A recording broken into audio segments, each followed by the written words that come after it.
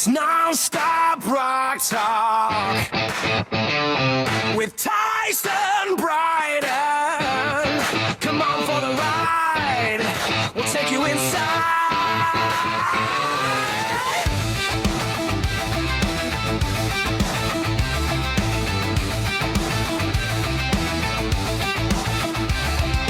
Non-stop rock talk. It's non-stop rock talk with Tyson Bryden. Come on for the ride. We'll take you inside. Welcome to Non-Stop Rock Talk. I'm your host, Tyson Bryden. On today's show, we welcome Dennis Churchill Dries. Dennis, welcome to the show. How's it going? Hey, thanks, Tyson. Thanks for having me. So far, so good, man. I'm just down here in my little lab plugging away, and I had to stop what I was doing to talk to Tyson for a few minutes here. And I appreciate that, man. This is our first time meeting, and it's awesome. And I know you were working on music, so you don't want to interrupt that. Sorry that you had to interrupt your flow of working on music, but at least we get to talk a little bit about music, so it's awesome. Yeah, absolutely. Absolutely. Now, you are known for being the bass player singer in the early to mid 80s with the band White Sister. From that, it became Tattoo Rodeo with two other members, guitarist Rick Chadlock and drummer Rich Wright. Great debut album, Rode Hard and Put Away Wet, was released on Atlantic Records in 1991. 95, you released the follow-up entitled Skin on Mausoleum Records. And what I just found out today was there was actually another title to that album. Skin and Bones, was it? Originally, like an independent? Yeah, when we left Atlantic after Rode Hard Put Away Wet, when we left Atlantic Records, we went in and did basically an independent record called Skin and Bones. And then Skin and Bones got momentum, and that turned into the Mausoleum BMG release, which was just titled Skin. Yeah, and it's funny because Tuft kind of did the same thing. They had their first release and then added a couple more songs, and it became Religious Fix. So Mausoleum, I guess, was good at kind of doing that type of thing, taking an independent and then re-releasing it. So that's kind of cool. Yeah, it's kind of lately over the past couple months, there's been this weird 12 degrees of separation between Tattoo Rodeo and Tuff. And I've recently, connected with Stevie. Yeah. And talking about some of the Atlantic Records stuff, with some of the stuff we both went through. There's so many parallels with the two bands. It was crazy. And we actually did a show with them. Gosh, I think it was in '92. We did a show up in Wisconsin, a big festival with Aldo Nova and Tuff and us, and I can't remember who else was on there. But yeah, it was just kind of weird. He started talking to me we had a call the other day, and he was talking about Atlantic Records stuff, and I'm like, oh my gosh, that happened to you too. That kind of thing. And that is actually how I heard your name after all these years, because when him and the Hair Metal Guru were doing their show, they said, oh, Dennis Churchill Dries is online, and they mentioned your solo album, your new solo album. So immediately I was listening to it on my way to work. I was listening to that podcast, and when I got to work, I pulled it up on my streaming site to listen to your album, which is entitled Crazy Is This Life. Yeah. Thank you. Cool. Yeah, those guys did that Tuesday night live thing, which I think was hilarious and awesome concept. And I jumped in there the first night. I had a little bit of time, and I started talking on the little side chat thing, and then people started jumping on that. So I politely bailed because I didn't want to like take over their podcast. But oh no, it was cool. Yeah, no, that was cool. I think it's great. I think these podcasts that you guys are doing they're kind of a neat connection for people, and I think it's awesome to keep the genre going and keep people informed. Yeah, I mean, I am a huge proprietor of the genre, and I have been since I was a teenager, going back to the 80s, of course. So it's never gone away from me. It's always been there. I might have listened to other music along the way, but somehow I always come back to it, of that genre, because I don't know if it's a nostalgia thing, memories, but good music is good music too. Absolutely, man. Absolutely. Glad you love it still. Yeah. And those guys in here, and like I said, hearing your name on there was so cool. And I mean, I've listened to all 5 of their episodes so far, and I love it. I think they're doing a great job, and I love the fact that, as you said, they're keeping it alive, and it looks like they're getting a lot of traction on it too, which is amazing. Yeah, it's very cool. The whole thing's very cool, and it was cool. I mean, it was to jump in there and say hi to some people and stuff. It was, you know, I've been doing this for a really long time and had some pretty almost moderate success with it, and to have people still, and like you, still go, hey, look, it's that dude from Tattoo Rodeo. All these years later, it's cool. Yeah, and you know, you had mentioned in one of your discussions with the hair metal guru that, and you had mentioned to me that you're on Mountain Time. So I was like, when you said that, I was like, well, where is he? And then you alluded to you moved to Idaho after all those years of being in California. Oh yeah, I grew up in the San Fernando Valley. I lived in Burbank for like almost 50 years, and we decided to bail out of there and move to southwestern Idaho. My wife had some family up here for years and years, and we kind of always wanted to be more out in the country. And I never was the big city guy. Right. You know, even when we were, in the 80s and 90s, when we were doing shows, I'd drive over the hill into Hollywood and we'd do our thing, and then I would go home. It wasn't my thing. The playing live and rehearsing and recording and all that stuff was in my heart and fantastic, but I was never the party guy, and I didn't go to the Roxy and hang out till 3 a.m. and do all that stuff. I went home, Yeah. And, plus by the late 80s, I had a couple of kids, and by the mid 90s, we had our third. So I wasn't out all night doing that stuff. But yeah, we moved from a town of about 200,000 to this little tiny town we're in now. It has 3,000 people in it. And my friends and family joke with me like, oh, a one stoplight town. I'm like, no, there's one 4-way stop, but there's no stoplight in this town. It's that small. That's awesome. I mean, I love that. I like I said, as we were alluding to before, I've lived like where I live now. I've only moved 2 towns over, but there was a time when my parents moved us from a larger town to a small town when I started high school, and that was a bit of a culture shock for me, but I still have that country in me. I prefer that. I do like quiet. Oh yeah, I love it, man. I absolutely love it up here. Yeah, it's quiet. We're only on a couple of acres, but we're surrounded by cornfields and hops and alfalfa, and there's like the nearest house is like a quarter mile down the road, and I love it. It's cool. If you happen to see the video I did for Bring Back Yesterday, there's a scene at the very, very end when I'm walking away with a guitar in my hand, and that's just out in front of the house here on the road.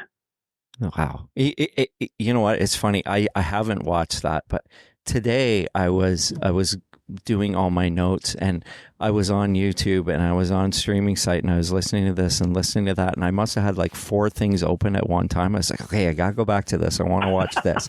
And it was like, wow, because Deep dive. Yeah, I did a deep dive because the honest truth is I knew who White Sister was because I remember seeing White Sister in Hit Parader when I was a kid.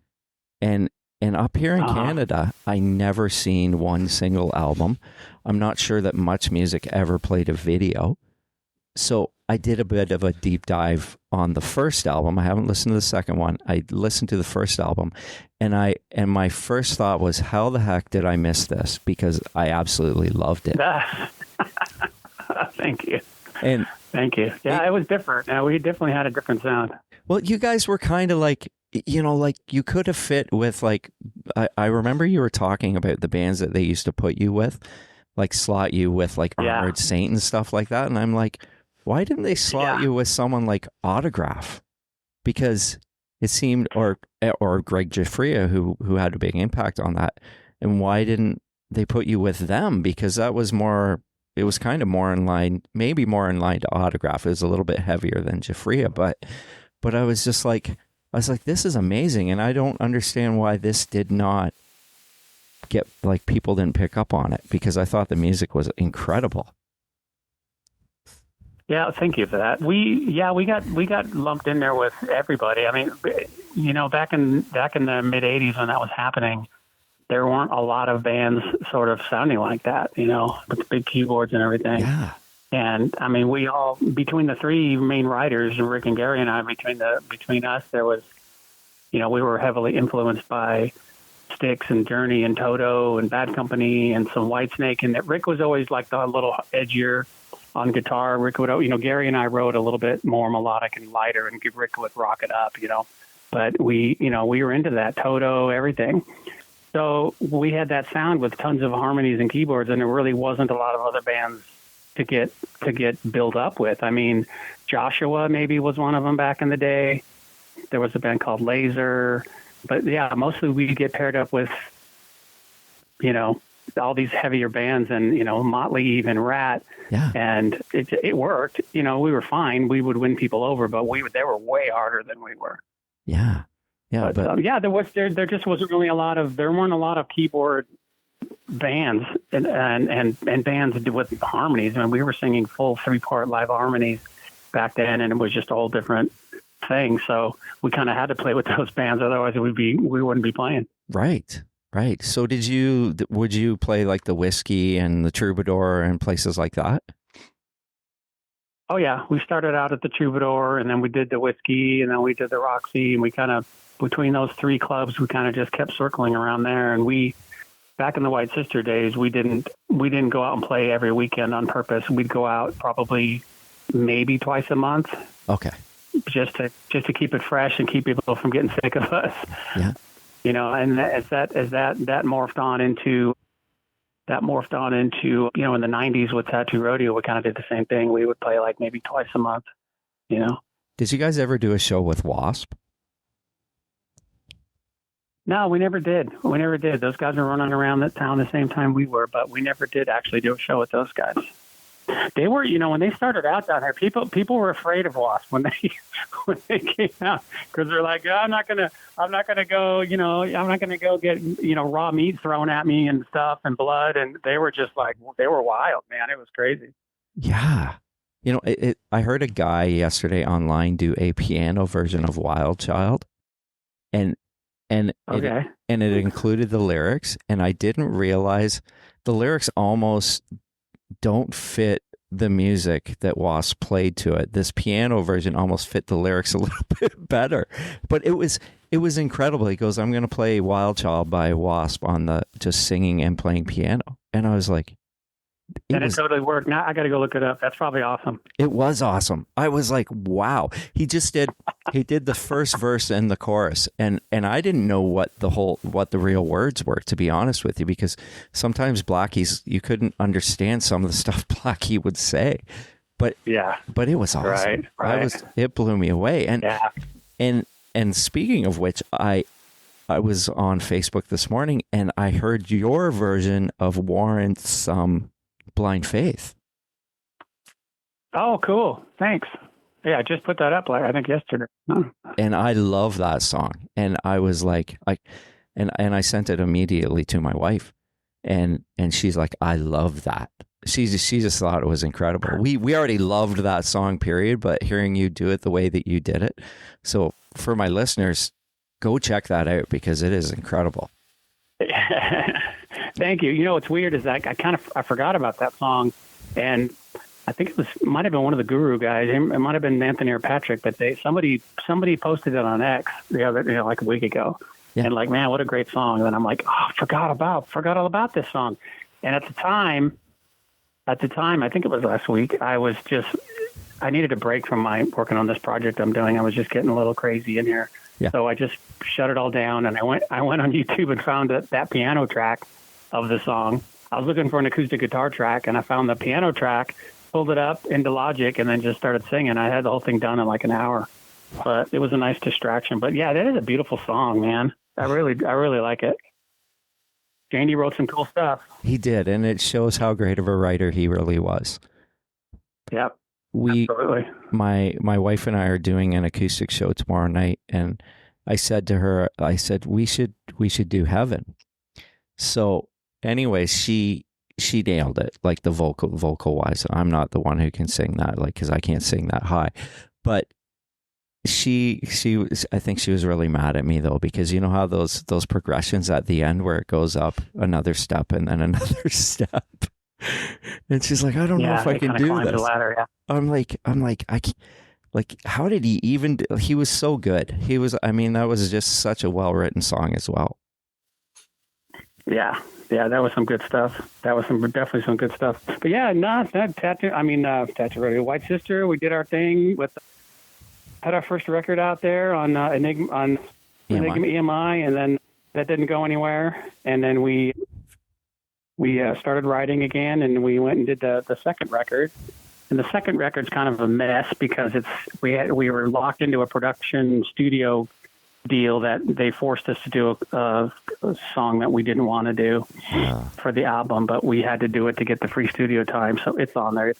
It's a remake of Jackie Wilson. It's a Jackie Wilson song, R&B song, and it's like, why is this song on the album? It's really funny, and it was a 2 tape machines tied together, 48 track MIDI monster, overproduced thing, but there's some good songs in there, and I'm actually working on redoing a couple of those songs, for this next project. But cool. So 86, 87, we did the second record, and we actually went to England and toured around there for a month in a little van, following the band FM around and opening for them, and that was a blast. That was like our first kind of taste of touring at all, and it was wild. We had a great time.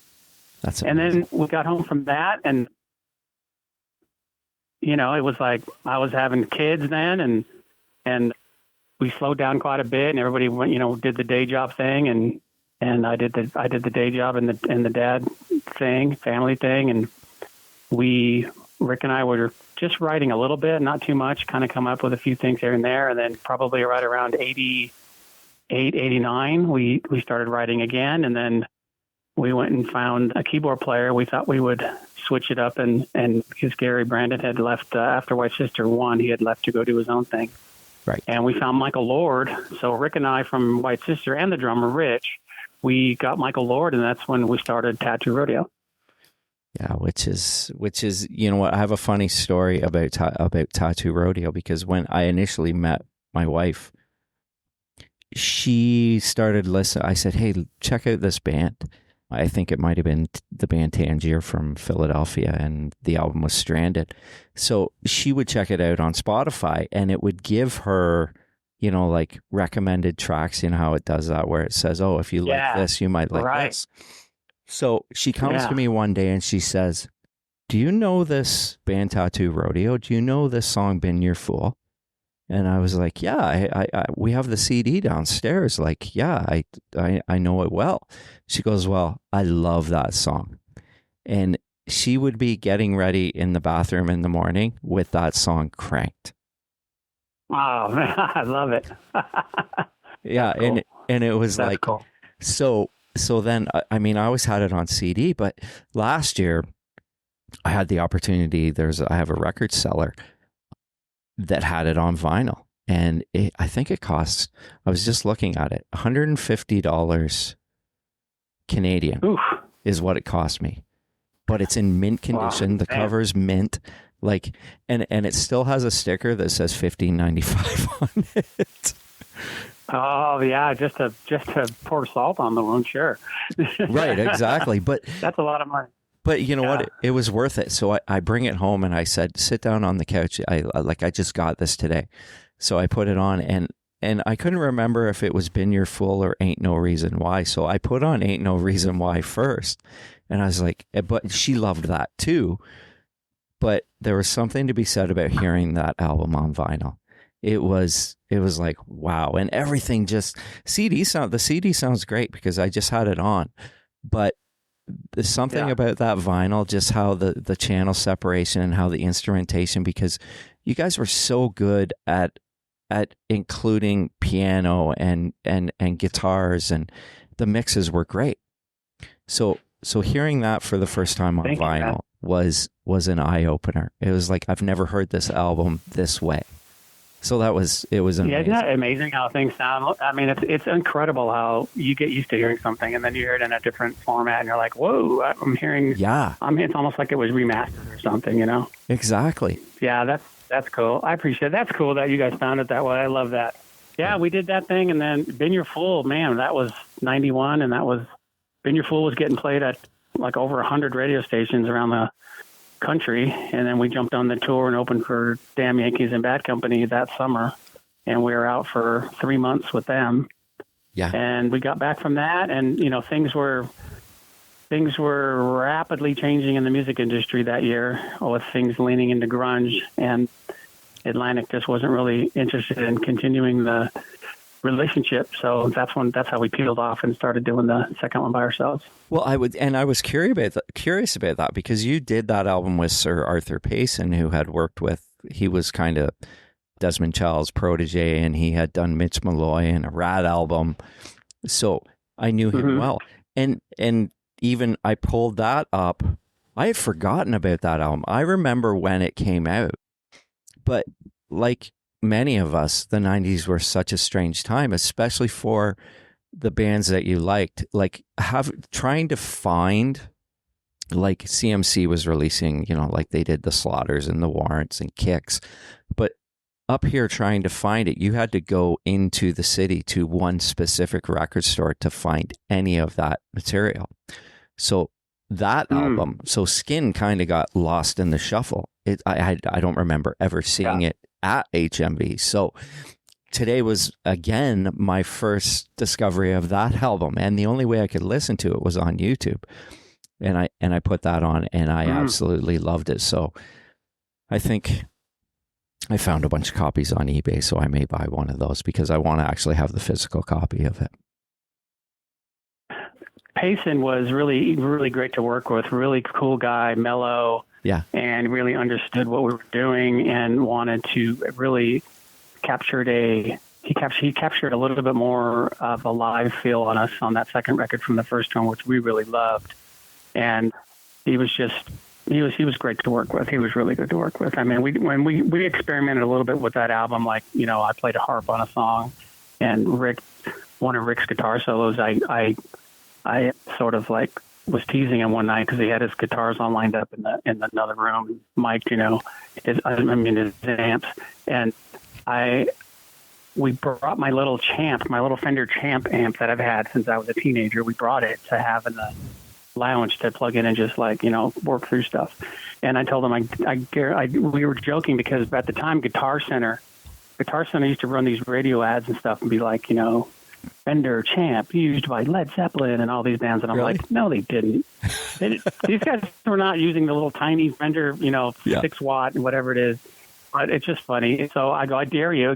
Jimmy Page used that amp. If you weren't such a wuss, you'd use that amp and not those Marshalls. And he God, what song is it? It's Few Days Gone. The guitar solo was played through my little Champ. That's cool. That's amazing. I don't know why that's such a great memory for me, but no, that is a great memory. I mean, look, you're a guitar player, so I'm gonna make a giant assumption you're a little bit picky about your amps and what you're playing through, right? Oh man, yeah.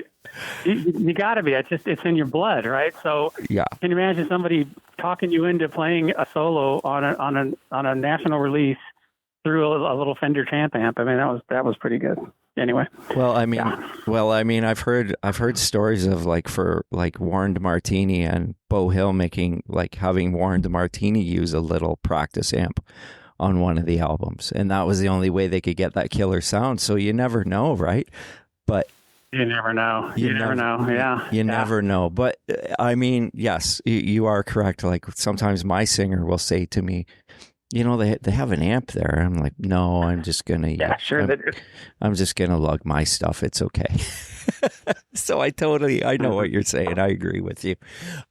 And see, my assumption on that album on Skin, and I wanted to ask that question because Arthur Payson was, he was a really good producer.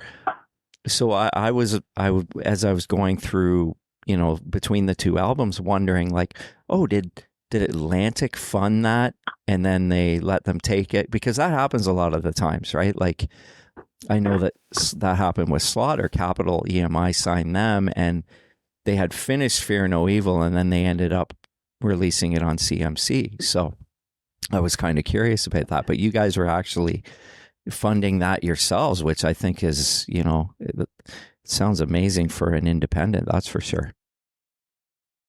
Yeah, we came up with the money to pay Payson and then, released Skin and Bones on our own. And that was under just a fake record company name that we came up with. And we just, sold it out of the trunk kind of thing. And then we got picked up by Mausoleum and distributed to BMG and then added, I think we added a song or something.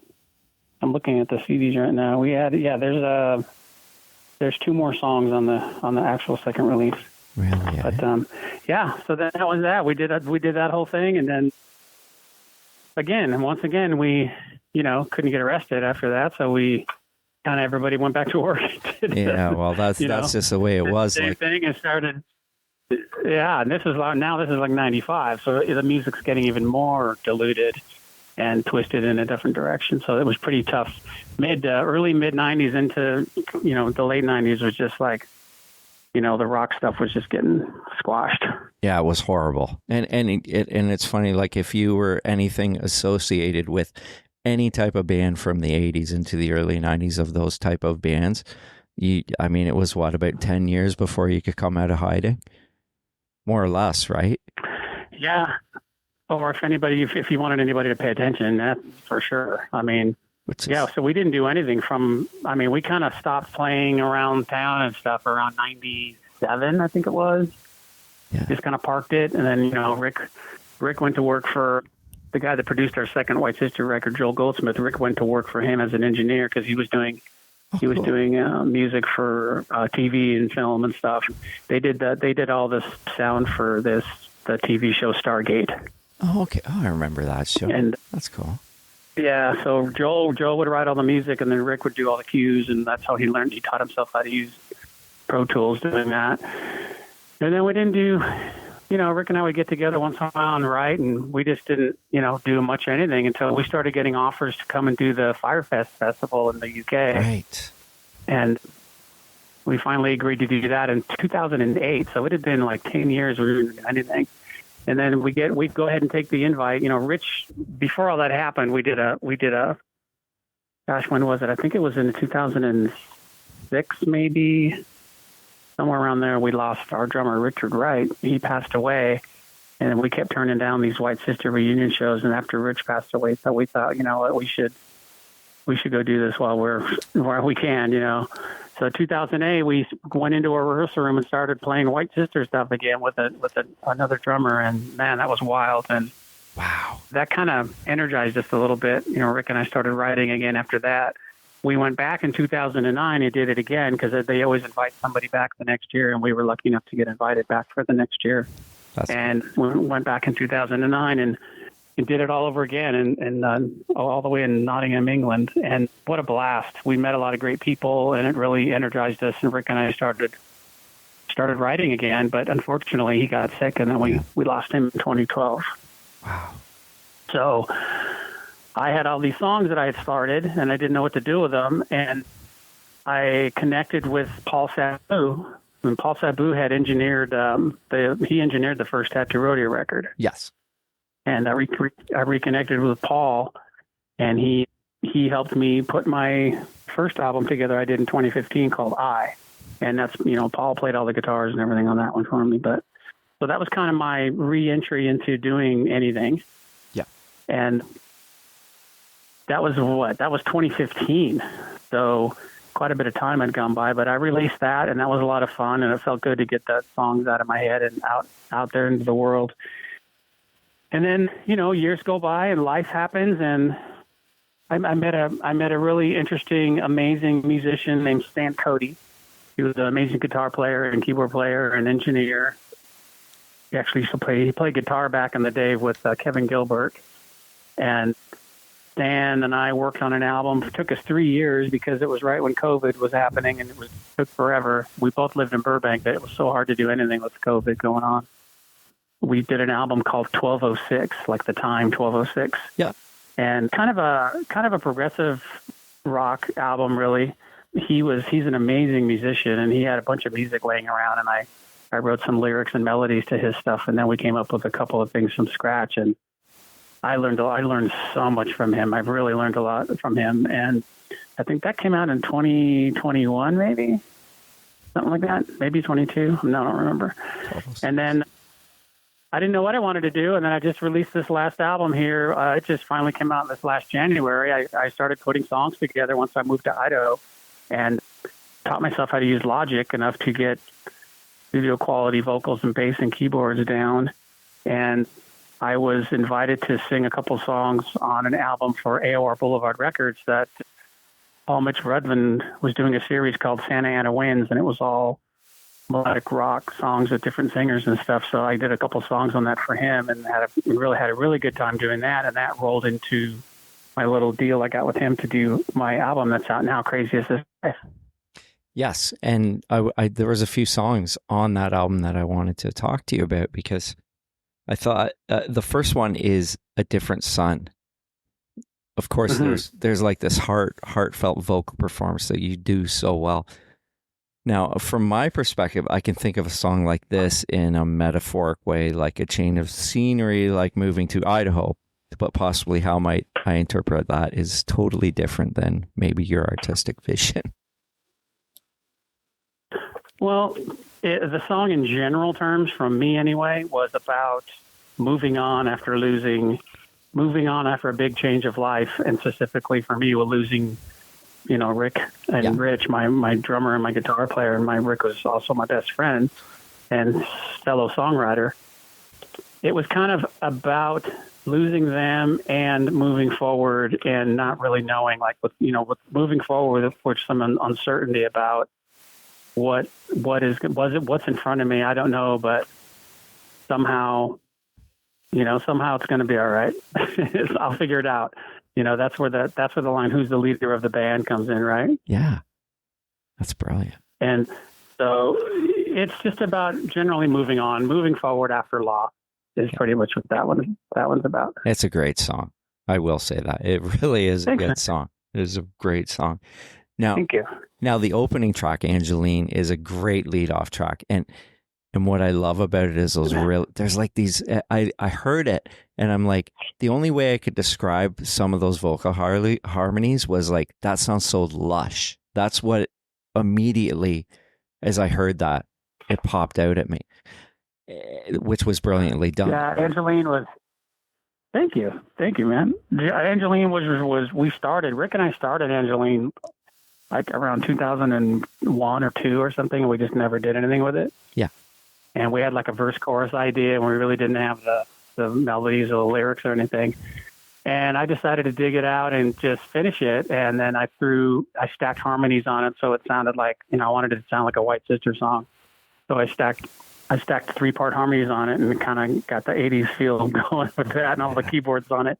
But that's, who Angeline is though, right? No, I don't. I know you mentioned it in the Hair Metal Guru interview, but I didn't. I was kind of distraught. I think I had just got my first coffee of the morning, and I was trying to sip on that and driving to work, so I missed that. Angeline is, gosh, I think now she's probably in her 70s.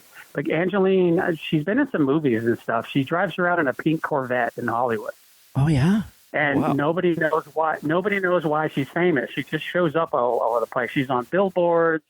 You go into Hollywood, and there she is on a billboard. They're like, "Who is that? And why is she famous?" It was like this like human Barbie doll chick was, just way too much blonde hair, red lipstick, pink Corvette. And every time a new Corvette would come out, she'd have the new one. It was like, well, where's she getting all the money for this? Who is this woman? So that's who Angeline is. She's actually a real person, and nobody really knows why she's famous, but that's Angeline. Cool. It's funny that you mentioned Corvette. This just popped in my mind. I was driving the other day in my truck, and I pull up, and there's these 2 kids, like probably 18, 19 years old, in a Corvette with the top down. And I was like, So I rolled down and I was like, what year is that? And they're like 96. It was like a 96 Corvette. And these kids were like these big smiles on their faces, but their music was a lot different than mine. I was probably listening to some hair band of some sort, and they were listening to something I had no idea what it was. So I was like, something seems wrong about you guys driving this 96 Corvette listening to that. But regardless, it was still kind of cool to see these young guys in a Corvette. Bring Back Yesterday. Yeah. Starts off really soft and builds nicely. Vocal, drums, and piano. Now, is this kind of homage to the early days of your career, or just everything in general before technology played a huge part of our everyday life? Absolutely. That, and kind of basically growing up in Hollywood and, playing clubs when I was 17 and sharing the stage with people that went on to be millionaires, the Motley guys, Rat. There's some lines in there for when you go through the video, it'll make a lot more sense. There's ticket stubs that go by from back in the day. There's some old shots of there. I found some old pictures of me on stage, and I ran them through AI, got them to move around like they were actually a video, which they're not. So when you see the video and you see some old pictures of me, they're not really videos. They're AI photos that are moving, and it's just it's a trip down memory lane, man. Bring Back Yesterday. Things were easier, or they seem like they were. Yeah. Anyway, maybe they didn't seem like it at the time, but just the old days and the way things used to be, and I shot the video here and parts of it here in my studio with a black background, and then in my barn, you'll see the shots of me singing the chorus with my bass on in the barn, and then there's some interwoven shots of just like I said, some live stuff and some video and some ticket stubs from shows and things like that. And and at the very end, I'm walking down the road of the house here. So that's cool. Retrospective, looking back, wishing for simpler times kind of thing. Yeah. And I think a lot of us that grew up back then and were alive back then kind of feel that way. Sometimes it's just the cost of things in general. But we won't get into that, but we don't get into that, but the whole thing was, much like the album, the whole thing was done on a really low budget, and the video was done on no budget. I did the whole thing on my phone and with iMovie and learned how to edit. So that's cool, Dennis. That's amazing, man. You'll see a D level video, but it seemed to get the point across. I'm happy with it. Oh, that's amazing. Now, I heard Harry Hess's name of Harem Scarum come up for mastering. Did he master this album? He did. He mastered. He did a beautiful job. This thing sounds great. He's doing more mastering now than recording. I mean, he has a studio and he has a production company and a studio up there somewhere in Canada. But he does. He's becoming the go-to guy for this genre. He's becoming the kind of go-to mastering guy. Well, Scarum kind of started here where I live. Pete Lasparas, the guitar player, is from Oshawa originally, and then Darren Smith, who was with Red Dragon Cartel, is from here as well. So when I heard Harry's name, I was oh, that's awesome. So anything Harry does, I'm always interested in, and I keep buying their albums because I love that the music that they do they don't change that much. So. Yeah, and great songwriters too, those guys. Amazing. And I mean, Pete is he plays for a country artist as well. He's a guitar player for Michelle Wright. So he's kind of... Oh, that's cool. Yeah. Busy guy. Oh, he's a very busy guy. Yeah, killer guitar player. But like hearing of Scarum is amazing. And I was happy to hear that, that you made mention of him because, I mean, especially I think sometimes for us as Canadians, we're always proud when we hear of Canadians doing things in music still, especially Harem Scarum's kind of and it's funny here in Oshawa where I live, they play here on occasion, but I don't even know if they sell it out, which is crazy. It's like when the Killer Dwarfs play here because they're from here as well. A couple of one of those guys is from here. So it's just like I said, it's nice to hear his name. And I know guys that have recorded at his studio and they loved his studio and the work that he did. Yeah. Yeah, I'd like to meet him at some point. I'd actually love to write something with him at some point. That'd be great. Oh, he's so good. How did you find out about Harry then? About the I found masters? out through my label, through AOR Blvd, because he's been using him for, I think, most of their stuff. Steve Newman, who did the mixing and the guitar playing on my album, he's in London as well as the label. And they've been using Harry for their mastering for, I guess, a couple of years. Oh, okay. That's cool. Yeah. Wow.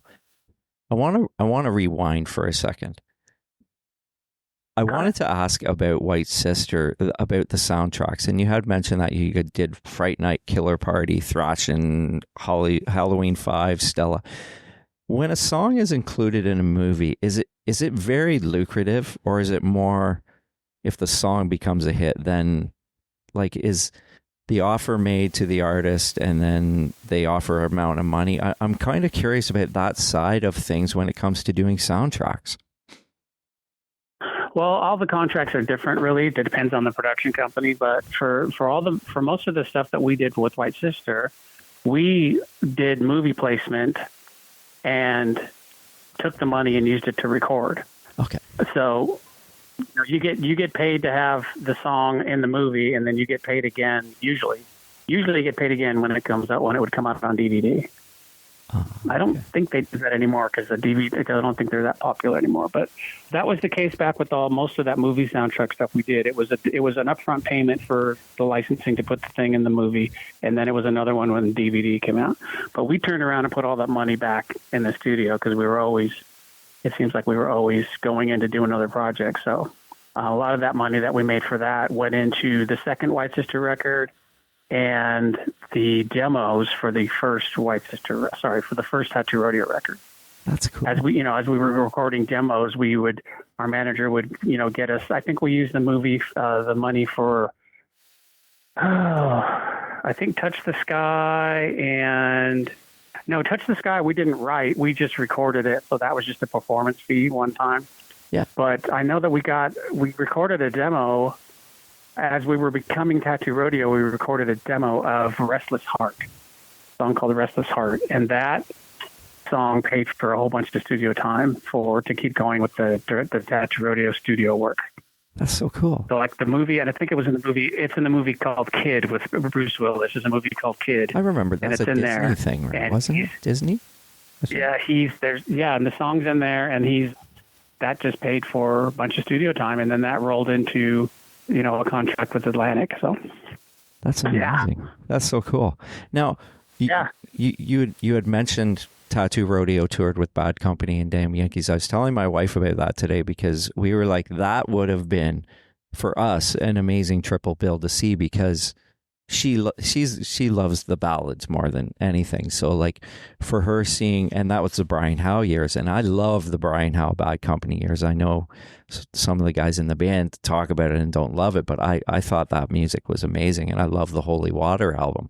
So for us, that would have been so cool to see you guys, Damn Yankees, and Bad Company. Yeah, I mean, it was. I posted a picture of an ad. It was a poster or something for that tour. I had it I found it somewhere in a box of stuff I was looking for. I posted it like a week or two ago on my social medias, and it was like, I think it was Riverfront Stadium. Bad Company, Tattoo Rodeo, Damn Yankees, and it was like $16 to get in. That's crazy. I remember those days. I remember. I posted it. I'm like, I think I wrote, look at those prices. And it's like, wow, you could go see, you can imagine going to see Bad Company or Ted or any of those guys for $16 now. But that was a lot of fun. We learned a lot. We were out for a few months and learned a lot from those guys, and they were all everybody in both bands was so good to us. It was insane. They were just great. I mean, Jack, when the tour started, Jack was endorsed by Hamer, right? Yeah. Guitars, and he got Rick a couple of guitars, and he got me a couple of basses. I still have my Hamer 5-string Chaparral 5-string, my Candy Apple Red 5-string from those days. I still use it. It's hanging on the wall here behind me. But he was great. All the guys were just really, really cool to hang with. It was a great experience. I mean, White Sister would have been also a perfect bill back then with Night Ranger. Like when you think about that too, because Yeah. right? Yeah, because there you go. There's another band with, two lead singers and keyboards. And it was like, yeah, we would have fit right in. That would have been great to go out with those guys. Oh, sure. man. Sometimes it bothers me when I hear something and I go, how did this miss some kind of mark? How did this get missed? Because I'm like, there was bands that were. How do you think I feel? I know, and I don't mean for it to sound that way, but I'm like, I as you know, I listen to a lot of music and I hear a lot of stuff, and there was stuff that was coming out at that time, especially like '84, that I listen to now and I cringe because I'm like, I feel like that era, there was two different like eras within the era, because you had like the heavy metal type of, like the more heavy metal bands, and then that kind of went away, and then it changed, right? When Poison and Bon Jovi came, it was more that, that ear candy sound with more ballads and stuff like that. So to me, the hair rock era, or whatever you want to call it, I hope you're not offended by that, because some people don't like it being called that, but to me, there's like this difference, and I just discovered a Night Ranger song off of like an album they did, I think after Big Life. I can't remember the name of it, and I'm like, this song should have been a hit. So I mean, and it wasn't for Night Ranger. Don't Stop Thinking, it's something like that. Anyways, it's an amazing song, but it's just sometimes I listen to it and go, this is just so. It was such a weird thing that some bands that you thought were awesome, and you're like, why did this not ever take off? There was a song called Whips that you guys did. And I immediately, I was like, this sounds like a cross between Autograph and Hurricane. It had like that Kelly Hansen type of vibe to the phrasing in the vocal. And I was like, that's so weird. Well, Whips was actually on a demo that I guess back in 82 or 3, maybe 82. Yeah. Greg Giuffria was putting Angel back together, and Whips was on the demo. Oh, wow. So it was, the original song has Barry Brandt from Angel, Greg Giuffria, Punky Meadows on guitar, and Fergie Fredrickson was singing it. No way. Wow. That's kind of cool. Yeah, Fergie he did the Toto Isolation album, Fergie, and he was in LaRue before that, and there was a demo we got a hold of when we asked them, can we do this song for the album? They're like, sure. So that's where Whips came from. Wow, that's a cool song. I have the cassette somewhere of the original demo from those guys. It's pretty cool to listen to. Yeah, have they reissued those White Sister albums on anything, like on CD or anything like that? There have been several reissues done by companies. I'm almost positive unauthorized that just do it. Okay. Heavy Metal America redid it. Another company did it that I'm not even going to mention because I'm so pissed at them. But there's been 2 or 3 reissues which we never saw a penny from ever. That's so wrong. And I'm hearing stories from other artists about albums that are being released on vinyl that they're not touching. Yeah. They're just putting them off a tape or something right to vinyl, and then and they'll put on the hype sticker, first time on vinyl in North America, but it doesn't say anything about remaster, and the artist has no control over nothing, it. No authority, no approval, nothing. Exactly. And as a guy who's a collector, who's like, oh, I've never had this on vinyl, I really want this. And like the band Hardline, for instance, I talked to Johnny Gioeli about this. He said that they released it, and I said, Johnny, it was really funny because I put it on and I was like, there's no pop to it. Like I was expecting this to sound like it'd been done for vinyl, because like in comparison to the 2 Slaughter albums that Mark and Dana worked on and put them to vinyl, there's no comparison, because they did such a great job and they really made it sound like it should, where these companies are taking these albums and it's just shit, right? Yeah, it's crap, and you don't know it until you buy it, and then it's too late, and then it's really, and then it's a dark spot on the artist who had nothing to do with it in the first place. Yeah. So yeah, it's all bullshit. It is, and it's they're just taking advantage, right? Which, I mean, Yeah. I'm happy that I have this tattoo, the original pressing, on vinyl. So because I know that it came from the label, from Atlantic, and what it is, and especially being mint condition, it's like I can't believe after 30 years someone has kept it in mint condition either, right? That's cool. Awesome. Yeah, it's very cool. So, anyways, so you've been working on new music.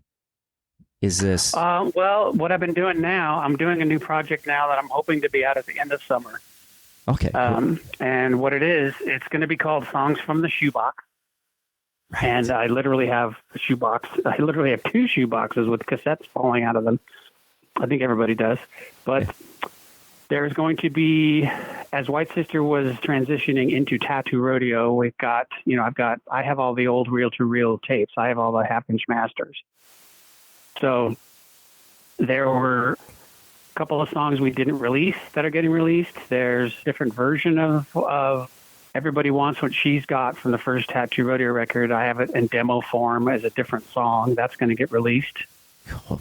So there's four songs from tape. They're tape transfers, actually, that are going to get mastered and transferred, and they're basically becoming Tattoo Rodeo era songs. And then there's, between the first and second Tattoo Rodeo album, we wrote several songs and didn't do anything with them, but I'm re-recording them now and releasing 4 of them. Mm-hmm. So there's going to be 4 old songs from tape, 4 new songs with new recordings, and then there's going to be a couple other things thrown in there that I have done here in my studio. Probably, I think there's one. Let me see. There's 1, 2, 3 songs that I had laying around here that I wanted to do something with, so they're going to go on there. I think there's 12 going on the record. And yeah, so I'm just in here in my studio doing all the, I'm playing drums on it this time as well. So I'm doing the drums, bass, vocals, keyboards, and some acoustics. And then Steve Newman in London he'll get all the files from me, and he'll do the electric guitars and the mixing, and he'll make me sound good. That's amazing, man. That's so cool. Now, do you own the masters to the Skin album? I have some of them. The Skin record, I've got some of the masters to that. I have a couple of the 2-inch masters from Skin, and I believe I have everything in 1/4 inch, and I have some of it in 1/2 inch. Wow.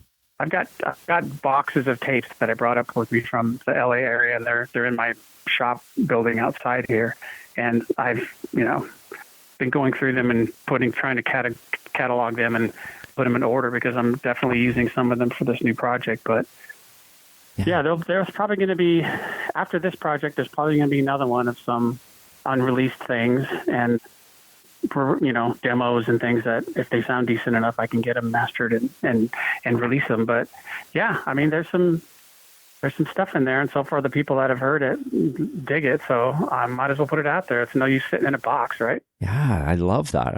I love that you're doing that. Like that, as a fan, that's amazing to me. Great. Yeah, no, that's. But I heard the story. You paid to get some of those masters like $400 or something like that to get those back. Yeah, well, some of the old White Sister stuff was in a storage warehouse, and they were gonna just turn the tapes in and recycle them, and they were gonna, you can take some of those old, especially the 2-inch tape is expensive, and they'll just erase it and reuse it. I've heard that. So yeah. They would say, well, we're gonna send this into the tape recyclers unless you want it. And they wanted a whole bunch of money. At first, they wanted like $800, and I talked them down, I think, to $400. And I basically got a pickup truck full of tapes. Wow. Do you have a machine to play that on? No, I found a great company in the San Fernando Valley back in California. I had a 1/2 inch master for the stuff I'm doing now, And Stevie from Tough turned me on to these guys down there, and they do tape transfers to digital. So they've got all the machines, and they'll run it for you and put it on a fob, or they'll just put it up on the on the cloud, and you can pull it down. But they do a great service down there in LA. But yeah, that's how I used them. That's amazing. I don't have those machines. Those machines are old and expensive, and that's why I was asking. I wouldn't know. That's why I was asking, because I know these guys have really cool. These guys have a really cool business there. They've got like 2-inch tape machines, and they can pull all the files off of that, and they've got 1/2-inch and 1/4-inch stuff they can transfer to digital, which is great. So there's going to be a time where I'm probably going to send them a 2-inch tape.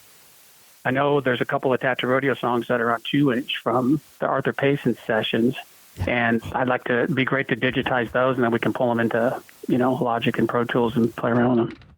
That's cool. And speaking of the Arthur Payson stuff, that song Chamber of Mary's Gun, that was the first time today was the first time I ever heard that song. And I thought, wow, what a great song. And that chant vocal thing at the end, that just adds to the song. It just makes it sound so amazing. Do you remember? Oh, thank you. Yeah, Rick and Michael and I wrote that, and it's got I think it has a really good full use of the sort of vibe of the band at the time with the piano and stuff on there. Yeah, you guys were so good at that. Like when you guys were practicing, rehearsing, that sound you heard even when you listened to it on the vinyl, but was that really important to you guys, that every instrument was heard besides just your voice? Well, yeah, I mean, you want everything clear, and you want it all to jump out at you and have its place, for sure. And when Rick and I would write stuff, we would definitely, Rick had an old saying that, if the song doesn't come across with just, me singing and him playing an acoustic, or me singing and Michael playing the piano, then the song sucks. So we always came with the song first, and then once we got to the point of laying it down, it kind of created its own path, you know what I mean? Yeah. And it didn't need... We didn't need 48 tracks of overdubs or anything to get it to. If it's a good song, it's a good song, Yeah. So I think by stripping it all down to that acoustic and piano vibe, and Michael, I think in the studio, Michael's only played the piano and a Hammond. I don't even remember using any synths. I know we used a Mellotron for some flute stuff in there. So the song Charity has some flute parts in it, and that was done with an old Mellotron keyboard. But yeah, when you're doing just guitars and piano and Hammond, I mean, you can get some great sounds. Now, you guys actually had a Hammond, right? Like, you actually had a big Hammond? Yeah. Yeah, Michael drugged that, and we drugged that thing all over the damn place, yeah. In fact, we did a show. We did a show at the Whiskey when Tattoo Rodeo was trying to get signed. The Vixen We show? had a show at the Whiskey. Yeah, it's the Vixen show where they wouldn't strike the drums, and there was no room on the Whiskey. At the Whiskey, in front of the drum riser, there's only about 6 or 8 feet total till the edge of the stage. So we had to put Rich's drums there, and I had enough room to just stand there and not try to kick his bass drum mic over.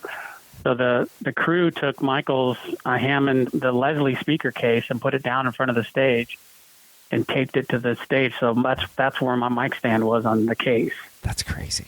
And then we were so pissed off when we went out there. But, I mean, it gave us a little extra edge, and after that night is when Atlantic picked us up. So that's amazing. The anger came through in the music. Well, I mean, it got you signed, so maybe they did it on purpose. But yeah, that was the Hammond story. There was a band that I loved, and I actually saw it. This was in the 90s. They were from London, Ontario, which is about 2 hours from me. And they had a B3 Hammond organ in their band. And I initially saw them in Toronto opening for Damon Johnson and Brother Kane way back when. And I fell in love with this band just for the simple fact that they had the B3 Hammond organ, and they carried it everywhere I saw them. I saw them open for the Four Horsemen. They did like a lot of opening stuff, and they were on a small label called Attic Records, which was a Canadian label, but they didn't have a crew, so they had to lug that thing around wherever they went, which which I assume you guys probably had to do in the beginning as well. Oh yeah. We always had at least one guy because we would just kill ourselves moving that stuff around. But yeah, it was a thing, man. It was a lot. Let's put it that way. But it was your sound, right? So you're kind of like, well, we got to move that thing again. I would assume probably the end of the night was worse than the beginning of the night, having to move that after you've just played. Yeah. Well, at the end of the night, Rick and I would probably disappear, and then Michael and his crew guy would have to deal with it. But yeah, get it on the truck. But yeah. That's awesome. No, I mean, and now they've got, this is in the 90s, so now they've, of course, got, Korg, and then even Hammond has the mini versions of it in a wood case that's a lot easier to carry around. It's and in a live situation in the right room, you're probably not really going to tell. Yeah. But I mean, in the studio, you can't beat the real thing. No, absolutely not. I just talked to another guy who had one in his basement. This guy, Michael Schotten, who sings in a band called Von Groove, and he has a studio in his basement. And I said, I hear you have a B3 Hammond organ. He's like, yeah. He's like, do you want to see it? I was like, yeah. It's like, I just want to see this thing. You just got to prove to me that you really have it. Right? But no, yeah, it was pretty cool. One more question before I let you go. And it was about Can't Keep My Woman Down. That one's in your face, but the dynamics on that song, and that comes back to the emphasis points on as you guys writing music. Do you remember much about doing that song? I do. That song actually has a neat story behind it. When we were at the end of our time on the tour opening for Bad Company, the Damn Yankees, we were trying to figure out what we wanted to do after that. We got off the tour and we're thinking about the next album and all that. And then we actually saw, I think it was that next year, it was either 92 or 93, the Damn Yankees came through the LA area on tour. Right. And we went and saw them. We went and saw them to catch up with the guys and say hi. And we were talking to Ted backstage, and Ted pulled Rick and I aside and said, he told him, what are you guys doing? And we told him, we're writing some stuff. We're going to, do another Tattoo Rodeo record. And he goes, man, you guys need some guitar groove song. You need some, just get a Jimmy Page hook in your head and some slamming backbeat. You guys you could be good at that. So we went and we wrote Can't Keep My Woman Down, basically on Ted's directive. So that's why that Jimmy Page riff, that Rick's, that's a total Jimmy Page riff. And then we just threw a slamming, groove on it, jump bottom heavy groove. And it took Ted's advice. And I think it worked out pretty good. Actually, I like that song. That is cool. So they've never re-released that one though, right? That's never gotten a re-release on it. Do you know that No, I don't believe so. I don't believe so. I'm in the process of looking into that. Cool. I don't think it's even on it's not Apple Music or anything either. I use Deezer, and I don't think so. It's not on there. It's not on. I don't know if it's on any of the other streaming sites, but Michael and I are looking at getting control of the licensing on it so we can get it put out there and get it out there. So that's there's a lot of things that since I'm back in the groove here and working on, it was 10 years between my two solo albums, and now it's going to be 1 year between my last one, and I'm just kind of, this is what I'm doing again. So I got to work on merch, and I got to work on some licensing of some of that stuff and get everything out there, and maybe even get some CDs out there. I got buckets of CDs too I could probably sell. But so hopefully we get it all back out there and get the music. Seems to be, the genre seems to be catching momentum again, and I'm happy to be in the conversation. Oh man, I'm glad you're here and back and doing music, and that's amazing. Is crazy is this life? Is it available only on streaming, or are there physical copies? There's physical CDs if you order it through AOR Blvd to the website. I know that we only printed up 500 of them and sold them all. So if he gets another 100 orders or so, he's going to run another. I think there's a 300 order minimum or something. But if he gets enough orders, he's going to go ahead and run another batch. But I don't know where he's at with that. But yeah, if you email him through the AOR Blvd website in England, then inquire about a physical CD there. Awesome. That's great. Okay, good. People know where to get it. So yeah, and we're looking at. And we're looking at for the Shoebox album that's going to hopefully come out by the end of the summer that I'm doing with him. We're looking at we've just about got it wrapped up for U.S. distribution from here. So there's a lot of stuff going on right now with shipping things back and forth. The tariffs are kind of killing some of it. So we're going to get separate distribution here for this next one, so we don't have to deal with that for anybody that's on this continent anyway. Yeah. Well, even tariffs coming into Canada from the States are like some of the stuff is crazy, but I mean, since COVID, since COVID, shipping costs for albums and whatnot have gone through it's way more than it used to be. But you know what? The way I look at it is if I really want it, I'm going to get it and I'm going to pay that extra because I do want it. There you go. Awesome. I'm glad you're into it, man. Oh yeah. Well, streaming's not. Streaming's good in the car, but I don't stream at home. You know what I mean? I want to actually listen to the physical product, right? So. Yeah, I love it. I love it, man. Right on. Well, Dennis, is there anything else before I let you go you'd like to add, or do you think we've covered everything?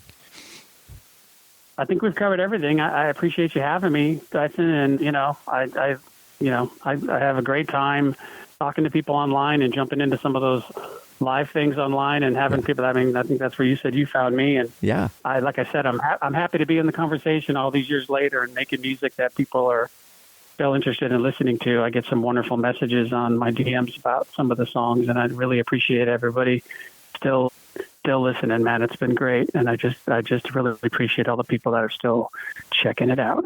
Yeah, perfect. All right, man. Well, it was great to talk to you. It was great to meet you, and hopefully we can do this again somewhere down the road, and we'll talk more anytime you have more stuff coming out. If you want to talk, you're more than welcome to hit me up and join me again. Thanks, man. Appreciate it. Thanks for having me. Okay, take care. Have a great night. Okay, cheers. Bye.